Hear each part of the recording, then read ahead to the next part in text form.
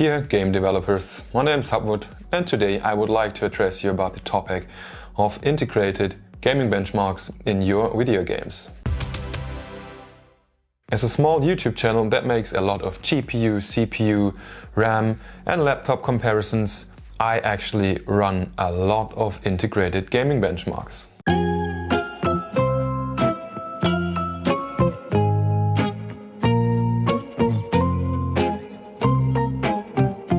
So you might consider this kind of a feedback or a recommendation. And I'm pretty sure that I'm speaking on behalf of most of the other channels, the dozens and hundreds of YouTube channels that make similar videos all the time. These days, literally dozens of millions of viewers, people, customers, call them whatever you like, actually watch videos like this to make sure their RAM, CPU, GPU is going to run well with your video game. Some companies, studios, developers, they actually already have integrated benchmarks in most of their games. Like for example Ubisoft or Rockstar. Others like EA, Activision Blizzard or Bethesda don't. And some actually have at least a replay feature like for example Fortnite, PUBG or Rocket League. And yes, I know you also can benchmark a game perfectly fine without an integrated benchmark, but I'll talk about this in a second. Let me first explain from my point of view why you should or must absolutely add integrated benchmarks in your future titles. First of all, games with integrated benchmarks are actually used a lot more for videos that compare graphic cards, CPUs and RAMs. You can just check that for yourself by watching some of those videos on YouTube. Simply because it's easier to scientifically compare and benchmark a game that way, on different hardware.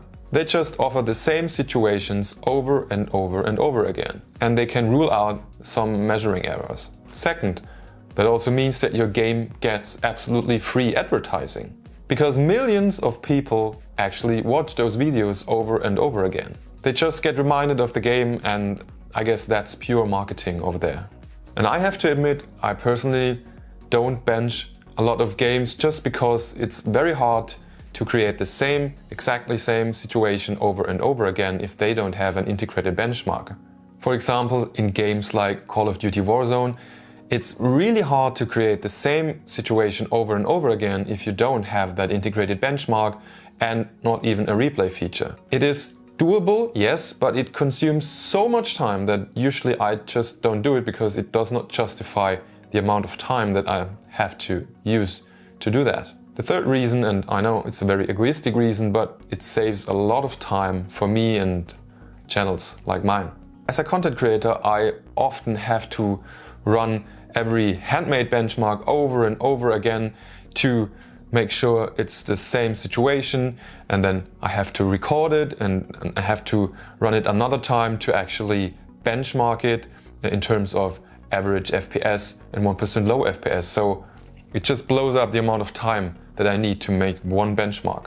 And in most integrated benchmarks that are out there already, those informations actually are presented at the end of a benchmark, which is great. The fourth reason is they actually help your customers to compare these videos with their own results and let them compare their results with their friends' ones, and you get where I'm going. It's just useful for the customer. Fifth, they actually help to determine if a system runs as intended, if you can make sure it's the same test over and over again and compare that with others, that just might help to rule out driver issues and stuff like that. Now, what does the optimal integrated benchmark actually look like? Again, as someone who did thousands of benchmark runs over the last years, this is just my personal view, my personal impressions, and I would love to give some personal tips and share my views about this. First, please add graphic presets into your game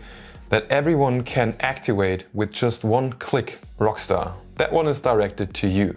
Changing your hardware should not totally destroy your graphic settings each and every time. Please stop doing that. That is very annoying, and please add some global presets that everyone can use by just clicking on them. Second, add a result screen or information sheet at the end of the benchmark. So we can immediately see the average FPS 1% low and so on. Think about adding some basic information at the bottom middle of the benchmark, like for example the used preset, average FPS and stuff like that. Again, Ubisoft almost already does that in a perfect way. Next, make sure to make them as realistic as possible. For example, the Forza Horizon benchmark, very realistic. The Metro Exodus benchmark, not so much. Why not just add some scripted gameplay scenes instead? Fifth, for games that actually already have a replay feature, like for example Fortnite or PUBG, please still add an integrated benchmark, because many times, right in the middle of benchmarks that I was doing over a few days with different hardware, you added a patch which then rendered my replay completely useless, so I had to replay it again, change my hardware again. It just takes a lot of time. And it also stops us from comparing different versions of the game, like for example old versus new, which can be very interesting for some people after a few years. And the problem with replays actually is that it does not allow people to compare their own system with the ones that they see in those videos. Alright, if you are a viewer, customer, aka gamer, and you think the same way, please consider liking the video just to help the algorithm and push this to as many publishers as possible.